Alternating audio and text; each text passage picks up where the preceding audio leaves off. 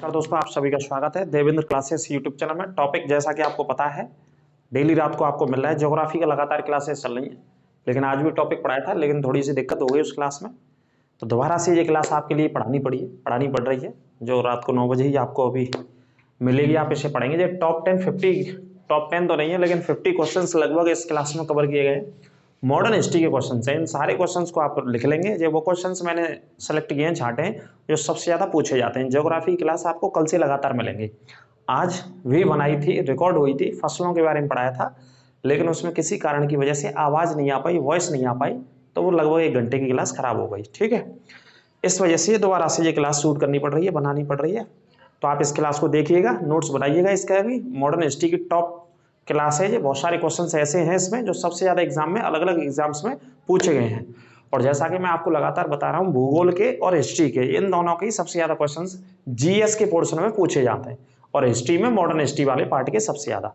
तो ये question modern history के हैं। अंत तक वीडियो बने रहेंगे, और नए हैं तो चैनल को सब्सक्राइब अवश्य करें। तो देखिए, पहला पॉइंट में लिखा है भारत की राजधानी दिल्ली बनाई गई। दिल्ली कब बनाई गई? 1911 में। और वायसराय कौन थे? लॉर्ड हार्डिंग सेकंड वायसराय थे जब भारत की राजधानी दिल्ली बनाई गई थी। ठीक है, नोट करते चलना, टेंशन नहीं लेना। भूगोल की क्लास कल से मिलेगी आपको। जैसा कि मैंने बताया, क्लास बन गई थी, लेकिन कुछ वॉइस प्रॉब्लम की वजह से उसे अपलोड नहीं कर पाए। पूरा 1 घंटे का लेक्चर था उसमें, लेकिन कल से वो मिलेगी आपको। ठीक है, लेकिन आज जो क्लास है वो 50 क्वेश्चन है मॉडर्न हिस्ट्री के। बहुत टॉप क्वेश्चन है, और सबसे ज्यादा पेपर में बेटा एग्जाम में पूछे गए। इनको यदि आपने पढ़ा है तो रिवीजन हो जाएगा, नहीं पढ़े हैं तो आप नोट कर लेंगे एक एक पॉइंट को। ठीक है, दूसरा है व्यक्तिगत सिद्धांत। इसे डॉक्ट्रिन ऑफ लेप्सी बोलते हैं। ये सिद्धांत किसने? डलहौजी ने दिया था 1854-56 के आसपास। ठीक है, 56 में दिया था। आप इसे नोट करें तो कौन सा था? व्यक्तिगत सिद्धांत। ये राज्यों के ऊपर लागू कर दिया था। व्यक्तिगत सिद्धांत, या इंग्लिश में डॉक्ट्रिन लेप्स, या इसे हड़प नीति भी बोल सकते हैं। इसे क्या बोल सकते हैं? हड़प नीति। राज्यों को जबरदस्ती को प्रशासन का आरोप लगा करके डलहौजी के द्वारा राज्यों को हड़पा गया था। तो जिसमें एक उदाहरण अवध का हम ले सकते हैं। अवध को 1856 में हड़प लिया था, हड़प नीति के तहत।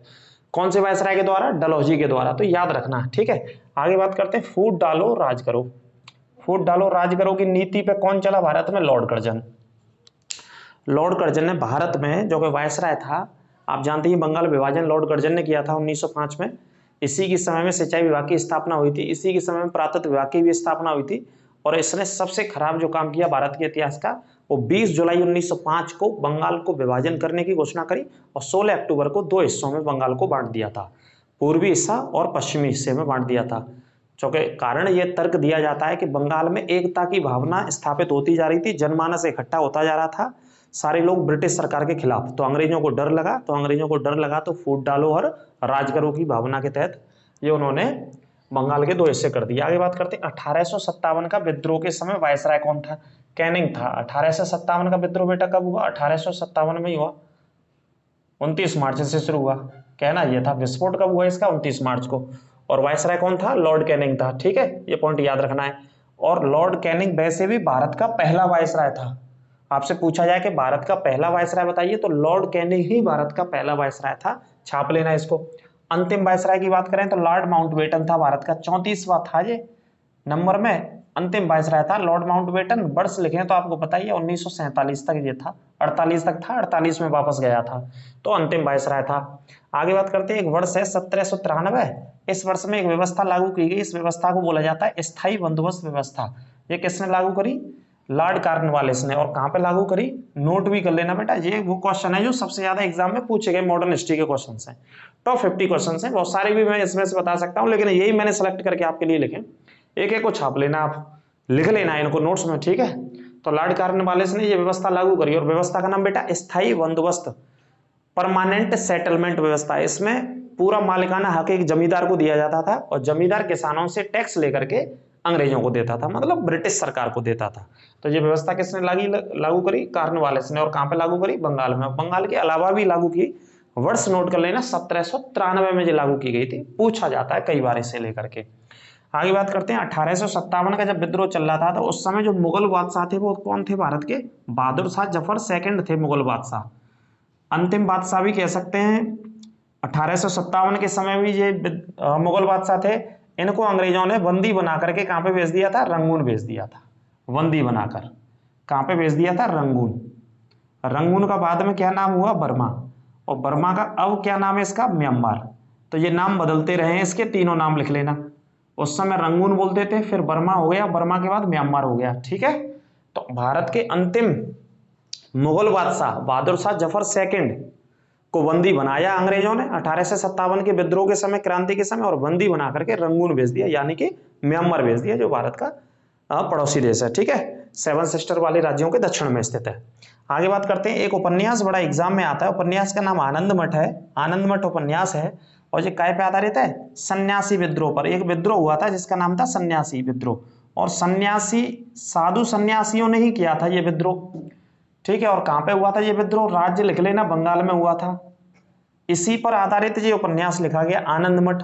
लिखने वाले कौन है, बंकिम चंद्र चटर्जी। किन्होंने लिखा है, बंकिम चंद्र चट्टोपाध्याय जी ने इसको लिखा है, चटर्जी या चट्टोपाध्याय, ठीक है। तो ये नोट कर लेना, पूछा जाता है कौन से विद्रोह पर, तो सन्यासी विद्रोह पर। उपन्यास का नाम आनंद मठ। लेखक कौन है आनंद मठ के, बंकिम चंद्र चटर्जी, जिन्होंने राष्ट्रीय गीत भी लिखा है, और राष्ट्रीय गीत कौन सा है, वंदे मातरम। बंकिम चंद्र चटर्जी कहाँ के निवासी थे, रहने वाले थे, तो बंगाल की धरती में इनका जन्म हुआ था, ठीक है, ये भी नोट कर लेना। आगे बात करते हैं संथाल विद्रोह। संथाल एक जनजाति भी है, ये भी नोट कर लेना। संथाल क्या बेटा, संथाल एक जनजाति भी है। संथाल विद्रोह झारखंड में हुआ था। कहाँ पे हुआ था, झारखंड में। सिद्धू कानू दो नेता थे जिन्होंने नेतृत्व किया इसका, 1855 में हुआ था ये, क्रांति से 2-3 साल पहले की बात है। कब हुआ था, 1855 में। सिद्धू और कानू दो नेता थे जिन्होंने नेतृत्व किया संथाल जनजाति का, ब्रिटिश सरकार के खिलाफ, अंग्रेजों के खिलाफ ये विद्रोह हुए थे। किसानों से संबंधित थे, जमीनों से संबंधित थे। तो इन विद्रोह को भी पढ़ेंगे जब डिटेल में बात करेंगे, हालांकि जो पढ़ा रखे हैं, लेकिन आप यहां से नोट कर लेना। महाराष्ट्र का सुकरात किसे कहा जाता है, महादेव गोविंद रानाडे को कहा जाता है महाराष्ट्र का सुकरात, नोट कर लेना। महादेव गोविंद रानाडे ने एक समाज की स्थापना करी जिसका नाम प्रार्थना समाज। प्रार्थना समाज की स्थापना कब हुई बेटा, 1867 में, और कहां पे करी गई थी, महाराष्ट्र में की गई थी। तो महाराष्ट्र का सुकरात महादेव गोविंद रानाडे को इसी वजह से कहते हैं क्योंकि कौन थे ये, समाज सुधारक, समाज को सुधारने का काम किया था इन्होंने, ठीक है साहब। तो प्रार्थना समाज भी लिख लेना, इन्होंने स्थापित की थी। आगे बात करते हैं, अलीगढ़ आंदोलन पेपरों में कई बार आता है। अलीगढ़ आंदोलन किसने स्थापित किया, या एंग्लो ओरिएंटल मोहम्मडन मुस्लिम कॉलेज, मोहम्मडन मतलब मुस्लिम ही हो गया, इस कॉलेज की स्थापना किसने करी, तो सर सैयद अहमद खान ने यह आंदोलन भी चलाया था और कॉलेज की भी स्थापना करी थी, नोट कर लेना, सर सैयद अहमद खान। कब की बात है बेटा, वर्ष भी लिख लेना, 1875 की बात बता रहे हैं हम इसमें। या तो अलीगढ़ आंदोलन आ जाए या एंग्लो मोहम्मडन ओरिएंटल कॉलेज भी आ जाती है। किसने स्थापित करी, सर सैयद अहमद खान नामक व्यक्ति 1875 में बेटा, है ना। नोट करते चलो, एक एक क्वेश्चन छप चुका है और छपेगा, उम्मीद है आगे आने वाले। सती प्रथा, महिला जो सती हो जाती थी, ये एक सामाजिक बुराई चल रही थी हमारे देश में ब्रिटिश शासनकाल में और उससे पहले भी, तो इसको खत्म किया गया 1829 में। किसके द्वारा, लॉर्ड विलियम बेंटिक ने कानून बनाया। लॉर्ड विलियम बेंटिक ने सती प्रथा को खत्म करने के लिए 1829 में, जो कि महिलाएं सती हो जाती थी आमतौर पर, है ना। लेकिन इसके लिए जो एक मुहिम चलाया, एक आंदोलन खड़ा किया भारत के अंदर, वो राजा राम मोहन राय ने किया था। आपसे पूछा जाए सती प्रथा को समाप्त करने के लिए या खत्म करने के लिए भारत के भीतर समाज सुधारक व्यक्ति जिन्होंने एक आंदोलन खड़ा किया, तो नाम आएगा राजा राम मोहन राय। हालांकि इनकी मृत्यु भी कई बार पूछी जाती है, मृत्यु इंग्लैंड के ब्रिस्टल नामक शहर में हो गई थी। समाज सुधारक थे, बहुत सारी भाषाओं का ज्ञान था, भारत में पत्रकारिता की नींव भी इन्होंने रखी थी, बंगाल के रहने वाले थे, बंगाल में जन्म हुआ था। ब्रह्मा समाज की इन्होंने स्थापना करी। राजा राम मोहन राय ने काय की स्थापना करी, ब्रह्मा समाज की 1828 में। उस समाज के माध्यम से समाज को कैसे सुधारा जाए, पाश्चात्य संस्कृतियों को कैसे खत्म किया जाए, वेस्टर्न कल्चर जो भारत में स्थापित हो गया था उस कल्चर को खत्म किया जाए और भारत की स्थिति, भारत की सभ्यता को स्थापित किया जाए, उस विषय में काम किया था। आगे चलते हैं, बताने को तो बहुत सारे पॉइंट है, हजारे बताएंगे आपको, टेंशन ना ले। 1843 की साल है, दास प्रथा लिखा है। दास प्रथा को खत्म किया था एलन बरू नामक। दास समझ गए, दास दासी, मुगल साम्राज्य आपने पढ़ा हो या दिल्ली सल्तनत आपने पढ़ा हो, तो उन शासन कालों में जो 1200 साल का इतिहास रहा है जहां पे हमारे भारत के ऊपर मुस्लिम शासक शासन करके गए, तो अपने दरबारों में आमतौर पर दासों को रखते थे, दूसरे शब्दों में गुलामों को रखते थे, और गुलामों की खरीद फरोख्त होती थी, बाजार लगते थे बाकायदा भैया, लाहौर में लगते थे, पेशावर में लगते थे, दिल्ली में लगते थे, और भी अलग अलग जगह अफगानिस्तान के अलग अलग इलाकों में। जब दिल्ली सल्तनत था दिल्ली में, तो वहां खरीदे जाते थे, खरीद फरोख्त होती थी गुलामों की। उनको फिर अपनी सेना में रखा जाता था, प्रशिक्षण दिया जाता था, फिर बाद में सेनापति बनते, बाद में गद्दी हथिया लेते। ऐसा करके हमने पढ़ा गुलामों के बारे में। लेकिन बात कर रहा हूं मैं मॉडर्न हिस्ट्री की। तो दासों को दरबार में खत्म करने की इस व्यवस्था को 1843 में भारत में खत्म किया गया एलन वरू नामक वायसराय ने। कौन से व्यक्ति ने? एलन वरू ने। ठीक है, ये नोट कर लेना, एलन वरू ने इस व्यवस्था को खत्म किया था। आगे बात करते हैं, एक आयोग है सैडलर आयोग, जो 1917 में गठित हुआ था। इसने अपनी रिपोर्ट दी, शिक्षा से संबंधित था। बस इतना याद रखना, सैडलर आयोग शिक्षा से। और कौन सी वर्ष में स्थापित किया गया? 1917 में। और शिक्षा में कौन सी शिक्षा? प्राइमरी शिक्षा, जूनियर शिक्षा, हायर एजुकेशन। तो ये हायर एजुकेशन से संबंधित था, मतलब विश्वविद्यालय अनुदान आयोग से संबंधित था। यूनिवर्सिटी ग्रांट कमीशन, जो बीएससी, एमएससी, एमए करते हैं हम, उस वाली शिक्षा से संबंधित था। कौन सा आयोग? सैडलर आयोग। सैडलर एक अंग्रेज का नाम था, उस व्यक्ति के नाम से एक आयोग बनाया 1917 में अंग्रेजों ने। और ये आयोग बना करके ये कहा था कि भारत की विश्वविद्यालय शिक्षा में क्या सुधार किए जा सकते हैं और क्या व्यवस्थाएं आगे स्थापित की जा सकती हैं, तो उस पर रिपोर्ट इनको देनी थी। तो ये कई बार प्रश्न पूछा जाता है। सैडलर आयोग 1917 में बना, शिक्षा से संबंधित था, विश्वविद्यालय शिक्षा ऑप्शन में लिख लेना आप। ठीक है, आगे बात करते हैं बेटा बीएचयू। बीएचयू बनारस हिंदू विश्वविद्यालय, बनारस हिंदू विश्वविद्यालय, शॉर्ट में बीएचयू या बनारस हिंदू विश्वविद्यालय पढ़ लीजिए आप। तो बनारस हिंदू विश्वविद्यालय 1916 में बना बेटा। मदन मोहन मालवीय जी ने इसकी स्थापना करी, बनारस में इसकी स्थापना करी गई। आज भी है पूर्वांचल का काफी प्रसिद्ध या काफी इंपॉर्टेंट आप कह सकते हैं, या पूर्वांचल के आसपास के जो उत्तर प्रदेश के इलाके हैं या इवन बिहार तक का जो हिस्सा लगा हुआ है, वो सभी वहां के आसपास का सबसे ज्यादा जो विद्यार्थी पढ़ने जाते हैं या एडमिशन लेने की कोशिश करते हैं वो बीएचयू में आज भी। ठीक है, बीएचयू से ज्यादातर पढ़े लिखे लोग दूर दराज देश विदेश में यूनिवर्सिटी में चांसलर हैं, वाइस चांसलर हैं, अच्छे अच्छे पदों पर हैं, आईएएस आईपीएस हैं, ज्यादातर पढ़े हुए उस यूनिवर्सिटी के, है ना। तो जानी मानी यूनिवर्सिटी है। कब स्थापना हुई? देश की आजादी का आंदोलन चल रहा था उस समय, 1916 में। किसने स्थापना करी? मदन मोहन मालवीय जी ने। और कहां पे स्थापना करी? वाराणसी में, जो इस समय प्रधानमंत्री जी का संसदीय क्षेत्र है 2 बार से। ठीक है, गंगा नदी के तट पर। और घाटों की संख्या कितनी है यहाँ पे? बनारस में 84 घाट हैं माँ गंगा के किनारे। और एक मंदिर है, काशी विश्वनाथ का मंदिर है यहाँ पे। कौन सा मंदिर है? काशी विश्वनाथ का। और गौतम बुद्ध ने पहला उपदेश भी कहाँ पे दिया था? सारनाथ में। प्राचीन नाम क्या था? सारनाथ। यहाँ महात्मा बुद्ध ने पहला उपदेश दिया था। ठीक है, आगे बात करते हैं बेटा गुलामगिरी। आप शब्द ही देख रहे होंगे, गुलाम पहला शब्द क्या है इसमें? गुलाम, पीछे गुलामगिरी। किताब का नाम है, किसने लिखी? ज्योतिबा फुले ने। और कब की बात है? 1872-73 में इस पुस्तक को प्रकाशित किया था ज्योतिबा फुले। इन्होंने सत्य शोधक समाज की स्थापना करी।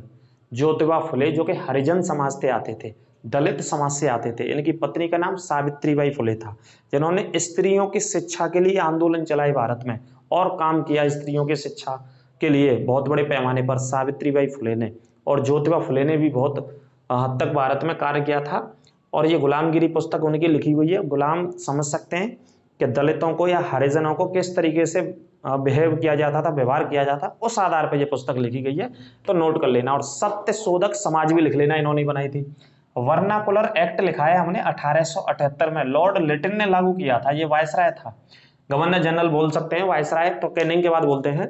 वर्नाकुलर एक्ट, क्या नाम है बेटा? वर्नाकुलर एक्ट कब आया? 1878 में। ये भी नोट करना है, किसने लागू किया? लॉर्ड लिटिन ने। इसे भी लिखो आप। इसका मतलब यह था कि जो भारतीय लोग समाचार पत्र या अखबार या मैगजीन निकालते थे, उनको रोक दिया था इसने कि भाई कोई नहीं छापेगा, और छापेंगे तो हमसे पूछ के छापेंगे, हमें बताएंगे पहले कि तुम छाप कर रहे हैं। क्यों बंद करवा दिया? कि भाई भारत के क्रांतिकारी थे या भारत के अलग अलग जो नेता थे, बुद्धिजीवी थे, वो जो अपने अखबार निकालते थे, तो अखबारों के माध्यम से भारत के लोगों के अंदर जन भावना को जागरूक करते थे, एकता की भावना के मैसेज देते थे। अंग्रेजों को जो बात ठीक नहीं लगती कि भारत एक ना हो जाए, जनता एक ना हो जाए, जिससे हमें पहले भागना पड़ जाएगा भारत से, है ना। इसी वजह से और बहुत सारे पहलुओं को देख करके रोक लगा दी थी। तो वर्नाकुलर एक्ट, अखबारों को रोका गया 1878 में लॉर्ड लिटिन के द्वारा। भारत में पंचायती का जनक किसे कहा जाता है? पंचायती व्यवस्था का जनक लॉर्ड रिपन को 1881 में। पंचायती व्यवस्था का सुझाव सबसे पहले, या जनक के रूप में बात करेंगे, सुझाव नहीं, तो जनक रिपन को ही कहा जाता है 1881 में। ये जनक के रूप में इस वजह से जाना जाता है कि इसने सबसे पहले ये कॉन्सेप्ट, ये विचारधारा दी कि भारत में पंचायती राज व्यवस्था होनी चाहिए। ठीक है, 1881 में। कांग्रेस की पहली महिला अध्यक्ष भाई साहब एनी बेसेंट, कांग्रेस की पहली महिला अध्यक्ष एनी बेसेंट बनी और 1917 में बनी। पहली महिला अध्यक्ष, और पहली भारतीय महिला अध्यक्ष 1925 में बनी। पहली महिला अध्यक्ष एनी बेसेंट 1917 में कलकत्ता अधिवेशन में बनी, और पहली भारतीय महिला अध्यक्ष कांग्रेस की कानपुर में बनी 1925 में सरोजनी नायडू, जो कि उत्तर प्रदेश की पहली राज्यपाल भी चुनी गई थी। ठीक है, ये लिख लेना आप। आगे बात करते हैं पूर्ण स्वराज्य का नारा। पूर्ण स्वराज्य की मांग, नारा नहीं मांग करी गई कि पूर्ण स्वराज्य चाहिए, मतलब पूरे तरीके से भारत को आजादी चाहिए भाई साहब, इसकी बात करी गई। क्वेश्चन मॉडर्न हिस्ट्री के, और एक एक बेटा ऐसा है जो 1000 बार पूछा बहुत सारे एग्जाम में, और आगे भी आएगा, छाप लेना इन 100 क्वेश्चन को, है ना। पूर्ण स्वराज्य 1929 में पारित किया गया। अध्यक्षता जवाहरलाल नेहरू की थी, और जगह का नाम है लाहौर। कौन सी जगह ये अधिवेशन हुआ? लाहौर में। और नदी कौन सी बहती है? जहां पर रावी नदी बहती है, जो कि इस समय पाकिस्तान में है, लाहौर। ठीक है, पूर्ण स्वराज्य। मध्यरात्रि को तिरंगा भी फहराया गया था रावी नदी के तट पर। और इसके बाद फिर भारत का पहला स्वतंत्रता दिवस भी मनाया गया था 26 जनवरी 1930 को। 26 जनवरी 1930 को भारत का पहला आजादी दिवस मनाया गया था भारत के इतिहास में। उस समय ब्रिटिश का ही शासन था, अंग्रेजों की हुकूमत थी। ये भी प्रश्न पूछा जाता है, इसे भी नोट कर लेना। भारत का पहला आजादी दिवस 26 जनवरी वर्ष 1930, क्योंकि 29 में पूर्ण स्वराज्य का रखा गया था, तो आजादी दिवस मनाया था भारतीय लोगों ने, सभी ने इकट्ठे होकर के, नेताओं ने। दांडी यात्रा आपने पढ़ी होगी कई बार। 12 मार्च 1930 को दांडी यात्रा शुरू होती है। दांडी मतलब समुद्र के पास स्थित एक जगह का नाम है, यहां तक यात्रा गई थी। साबरमती आश्रम से ये शुरू की गई थी। साबरमती आश्रम आपको पता ही है गुजरात में है, और साबरमती आश्रम की स्थापना आपको पता ही है 1915 में। और किसने करी थी? महात्मा गांधी जी ने करी थी साबरमती आश्रम की स्थापना। हालांकि इस आश्रम को पहले सत्याग्रह के नाम से जाना जाता था, बाद में साबरमती इसका नाम रखा। कारण यह है कि साबरमती नदी के तट पर बेटा जी स्थित है, और साबरमती नदी अजमेर में अरावली पहाड़ियों के पास से निकलती है। अरावली पहाड़ियों से अजमेर से निकल करके गुजरात में बहते हुए अरब सागर में गिर जाती है, और गुजरात में अहमदाबाद से बहती है। और साबरमती आश्रम भी बेटा कहाँ है? अहमदाबाद में स्थित है। तो 12 मार्च को यह शुरू की गई 1930 को गांधी जी ने अंग्रेजों के खिलाफ। और इसका जो मुद्दा था, जो आधार था, वो नमक था। नमक सत्याग्रह भी इसे बोलते हैं। जो समुद्रों के किनारे गरीब लोग रहते थे, अंग्रेज उनसे भी टैक्स वसूलते थे, तो गांधी जी का ये मुद्दा था। तो गांधी जी 24 दिन की पैदल यात्रा के बाद 78 लोगों के साथ में 24 दिन लगे, और 78 लोगों को लेकर के 6 अप्रैल 1930 को 6 अप्रैल 1930 को पहुंचे थे। कहां पे? दांडी में। और वहां जाकर के इन्होंने नमक को प्रतीक के तौर पे तोड़ा, और वहां से शुरू कर दिया एक आंदोलन, जिसका नाम था भाई साहब सविनय अवज्ञा आंदोलन, जो कि भारत के अलग अलग राज्यों में, अलग अलग हिस्सों में फैला, और गांधीवादी नेताओं ने उसका नेतृत्व किया। जैसे पश्चिमी भारत की अगर मैं बात करूं, या पश्चिमी सीमा प्रांत है, तो अब्दुल गफ्फार खान ने नेतृत्व किया। तमिलनाडु से अगर बात करूं तो राजगोपालाचारी साहब ने नेतृत्व किया था। नागालैंड में यदि मैं बात करूं तो 13 साल की उम्र की एक लड़की, महिला कह सकते हैं, गार्डी नेल्यू ने नेतृत्व किया था। गुजरात में बात करूं मैं तो गुजरात के अंदर सरोजनी नायडू ने नेतृत्व किया था। तो गांधीवादी बहुत सारे नेताओं ने इसका नेतृत्व किया था। तो बहुत बड़ा मूवमेंट था 1930 का, लिख लीजिएगा इस बात को। भारत छोड़ो आंदोलन 1942 में चला, मुंबई से शुरू हुआ था। 9 अगस्त 1942 को महात्मा गांधी ने इसे शुरू किया। अंग्रेजों भारत छोड़ो ये आंदोलन था, अंग्रेजों भारत छोड़ो ये आंदोलन था, और इसमें करो या मरो का नारा दिया गया। कौन सा नारा दिया गया? करो या मरो का। ये नोट कर लेना, छाप लेना, गांधी जी के द्वारा। अब बहुत हो गया, अब करो या मरो होगा। जबकि गांधी जी सिद्धांतवादी व्यक्ति थे, सत्य और अहिंसा के, हिंसा में विश्वास नहीं रखते थे।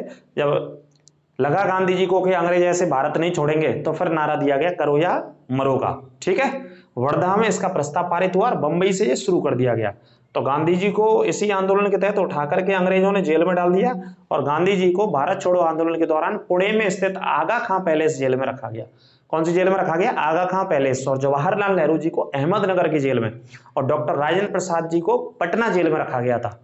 ठीक है, और बात करें जयप्रकाश नारायण जी को एक जेल में रखा गया था। जेल कई बार पूछी जाती है प्रमुख लोगों की, इसमें रखा गया था रांची में स्थित एक जेल है, झारखंड के अंदर एक जेल है, वहां पे जयप्रकाश नारायण जी को रखा गया था। ठीक है, तो अलग अलग जेल बहुत फेमस है।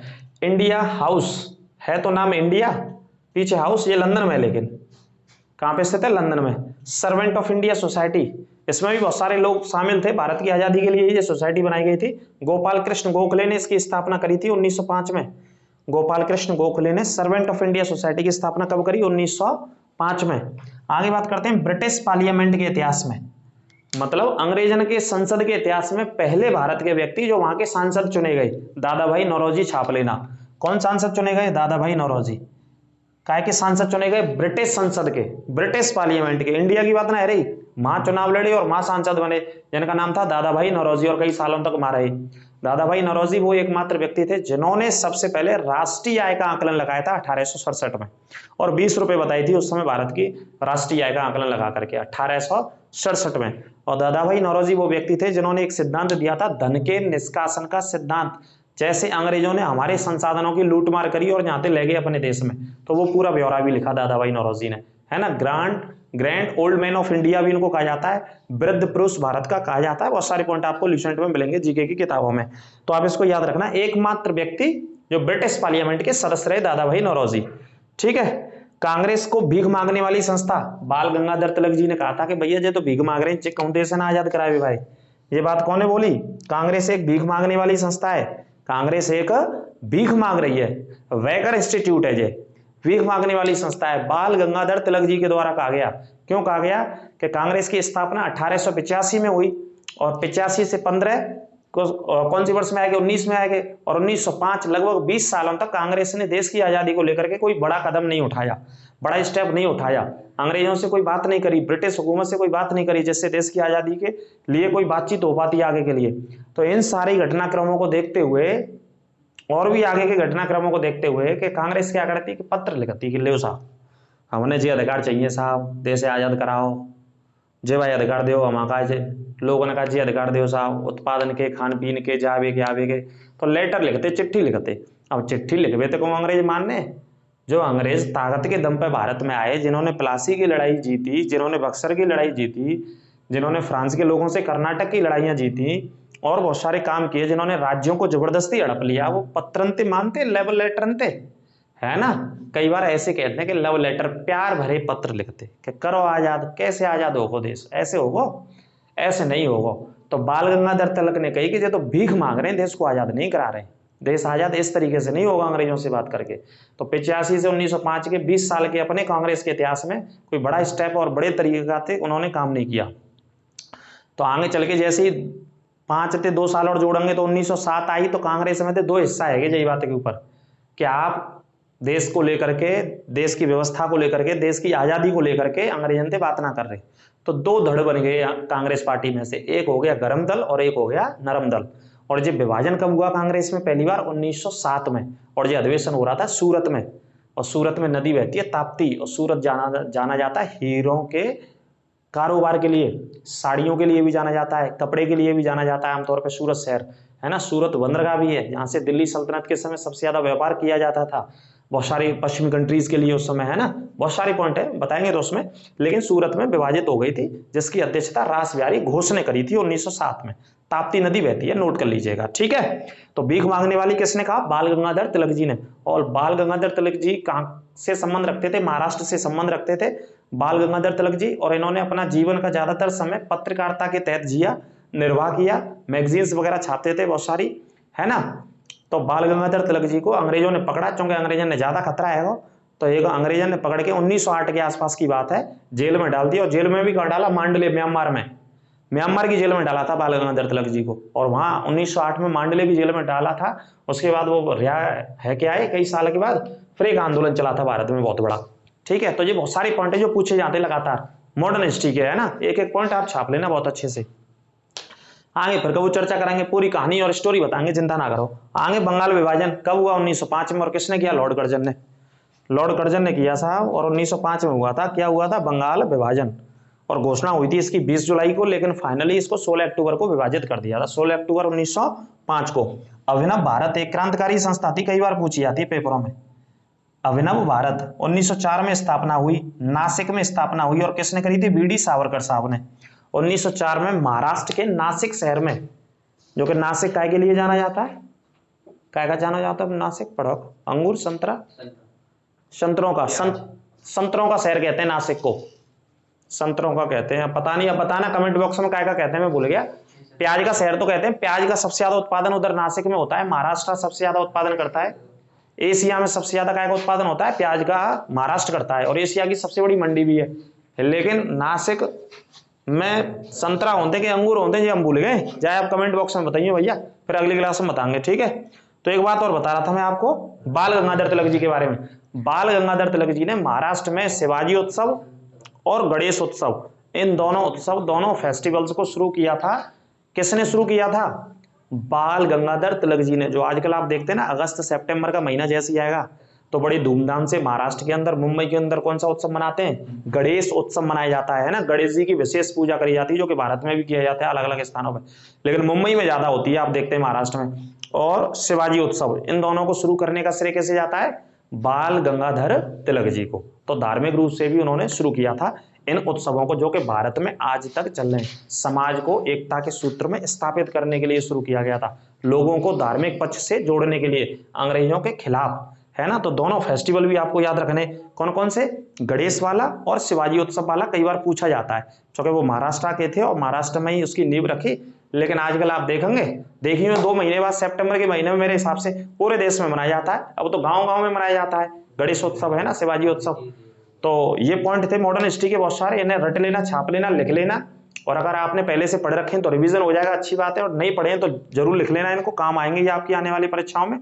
और मैंने जैसा कि बताया कि आज भूगोल की क्लास में आवाज नहीं आई, तो वो क्लास पूरी पढ़ाई, लेकिन वो खराब है गई पूरी क्लास, है ना। अब भाई अगले दिन आप पढ़ाएंगे पूरी 42-45 मिनट की क्लास ही, लेकिन वो आवाज नहीं आई तो खराब हो गई। इस वजह से चैनल पे आप नए तो सब्सक्राइब करें। कल आपसे फिर मुलाकात करेंगे। नमस्कार।